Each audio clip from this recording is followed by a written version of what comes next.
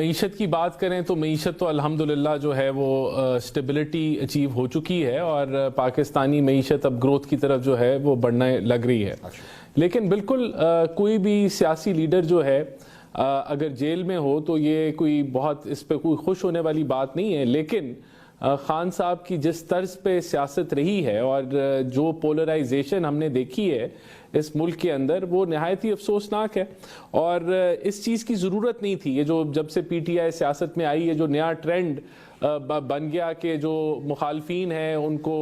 चोर का लक़ब दो, उनको नेम कॉलिंग करो, उनको जो है वो ऐसे बना दो कि इनके साथ तो ना हम बैठेंगे तो पता नहीं क्या हो जाएगा, और फिर आप जो है वो एक इल्ज़ामात की बुछार और फिर ओवरऑल जो एक बदतमीज़ी का कल्चर इंट्रोड्यूस किया गया। और खान साहब जब जेल में नहीं थे तो वो जिस तरह का वो विक्टिम कार्ड हर रोज़ वो इस्तेमाल करते थे कि मुझे मारने जा रहे हैं, अब मैं फलाना होने जा रहा है, खान नहीं तो पाकिस्तान, जी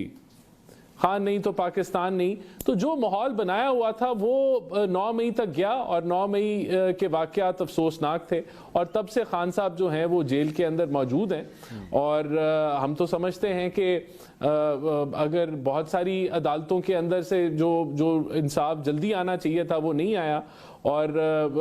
जिस तरह से ट्रायल कुछ चलने चाहिए थे, चाहे वो फॉरेन फंडिंग का था या साइफर का था या जो ये अभी 190 मिलियन पाउंड वाला अभी ये नैब के अंदर मामला था बढ़ रहे हैं, या 9 मई के हवाले से चीज़ें जो हैं वो उस तरीके से नहीं चली। अगर चलती तो सजाएं हो जाती, तो बहुत सारी जो सियासत इस पर की जाती है वो ना की जाती। ओवरऑल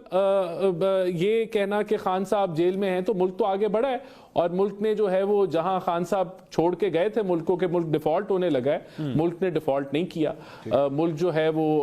बेहतरी की तरफ गामजन है। बाकी और बहुत सारे दीगर मामलात हैं जो इस मुल्क के अंदर चैलेंजेस बढ़े। सिक्योरिटी का एक चैलेंज ऐसा है जो कि बढ़ गया है, it is a challenge which is real, and उसके अंदर हालात जो है वो बदतरी की तरफ गए।